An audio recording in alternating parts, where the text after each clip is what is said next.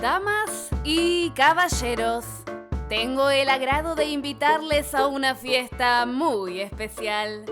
Venga a ver al monstruo. Tal vez ya lo conozca. Venga, arrímese, sumérjase en las profundidades de la monstruosidad, en las penurias de la barbarie. Vea a los monstruos que florecen a su alrededor. Venga, pase, pase y vea.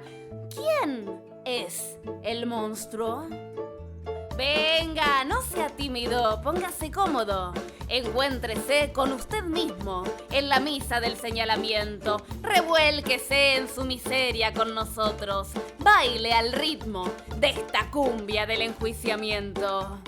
Pase, señor, pase, señora. Sean todos bienvenidos a la fiesta del monstruo.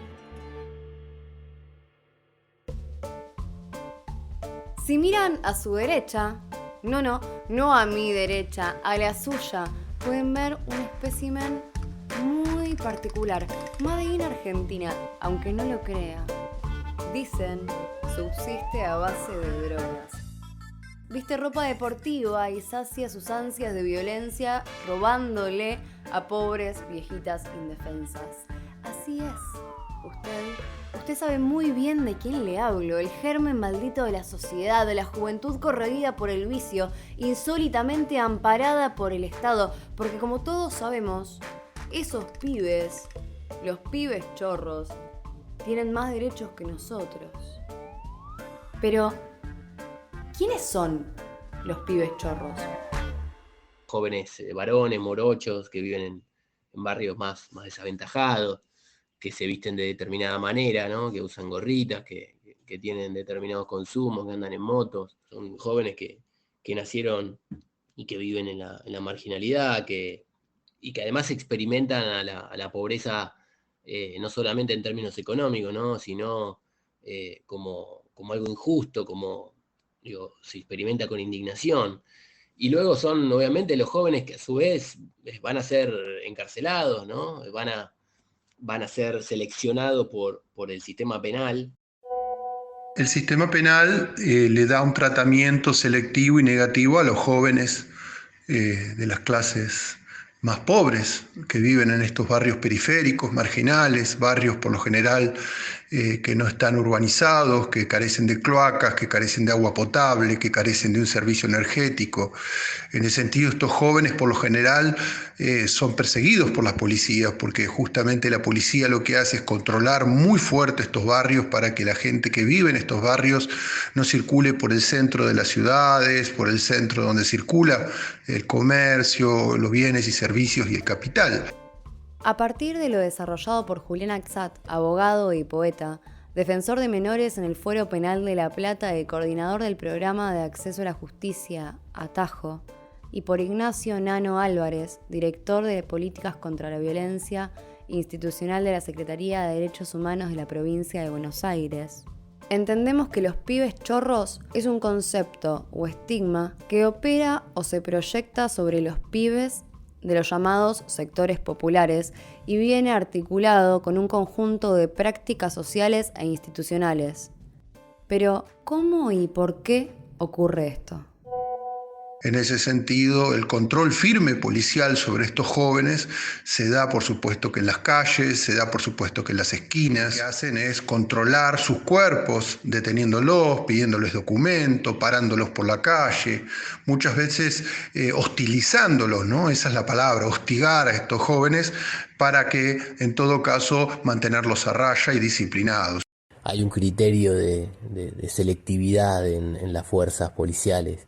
Las detenciones o la violencia en general nunca son por azar, nunca son al voleo, están focalizadas, recaen sobre este tipo de jóvenes, sobre estos estigmas. Los policías, en todo caso, detectan o buscan a estos jóvenes de acuerdo a estas particularidades, ¿no? Los lugares donde viven, de proveniencia, por lo general hijos de trabajadores informales, de desocupados, en ese sentido, y obviamente con falta de escolarización. En ese sentido, la policía está entrenada para buscar a estos jóvenes, porque la policía también proviene de estos mismos barrios, pero es formada en un programa educativo y cultural para perseguir a sus mismos pares, ¿no? Esta está la paradoja, que los policías pertenecen históricamente al mismo origen social que los jóvenes pobres a los cuales persiguen. En cada región hay un sistema geopolítico de populismo punitivo y de discriminación, ¿no? Y lo que se busca en todo caso es ocupar y depositar en un sistema punitivo que deposita a jóvenes en las cárceles sin buscar lo que se llama la rehabilitación, sino en todo caso confinar en vertederos y en cárceles de manera masiva jóvenes a partir de sistemas penales de ultravelocidad, es decir, sistemas penales que poseen pocas garantías, se viola el derecho de defensa, el principio de inocencia y se aplican prisiones preventivas, digamos, de manera rápida, se firman muchos juicios abreviados, hay pocos juicios orales y en ese sentido el sistema asegura de manera veloz una aplicación de una privación de libertad en cárceles, ¿no? por plazos largos. Ah, ¿pero no era que entraban por una puerta y salían por la otra? Ese mito de que los pibes entran por una puerta y salen por la otra es mentira. Todos los pibes que entran por una puerta del sistema penal no salen. Eso está probado y lo muestran las estadísticas de política criminal, ¿no? Que todos los pibes que cometen aún un delito muy pavote o incluso los menores no punibles, los que se llaman jóvenes no punibles, menores de 16 años, también ingresan al sistema rápidamente y no salen por la otra puerta. Eso es mentira, eso es una falacia de los medios de comunicación que hay que también demostrar con estadística seria y objetiva que no es cierto. Siguiendo lo que dice Julián, entonces, las trayectorias de los jóvenes que cargan con la etiqueta de pibes chorros se ve atravesada, signada o manipulada a la hora de relacionarse con los otros, particularmente con las instituciones de control. Pero entonces, ¿quiénes son los encargados de pensar esas trayectorias? ¿Qué depara del futuro de esos pibes? Bueno, los encargados de pensar la trayectoria de estos pibes en realidad tienen que ver con el sistema institucional y la política criminal.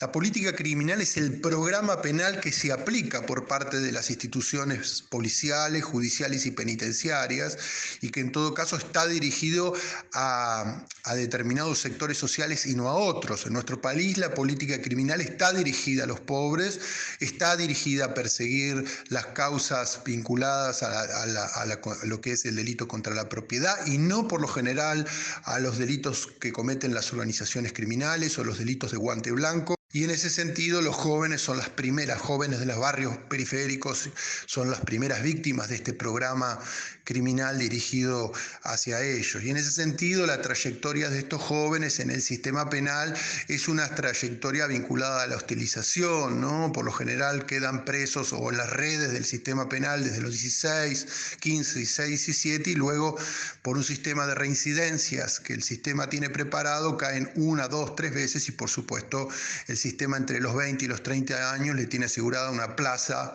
en el sistema penitenciario, ¿no? Si es parte de un destino que parece imposible de esquivar el sistema penitenciario para estos jóvenes, es interesante entonces preguntarnos ¿cómo viven dentro de esas instituciones? Para eso recurrimos a Juan, un joven privado de su libertad. En muchos pabellones que por celda tendrían que habitar 2 personas máximo, viven 6 personas, en medidas de la celda que tienen 1,85 por 2,75. La infraestructura con la que cuentan las instituciones carcelarias no pueden dar tratamiento y asistencia a la cantidad de personas que se encuentran privadas de libertad. Otro tema muy delicado es la salud. No hay acceso a la salud.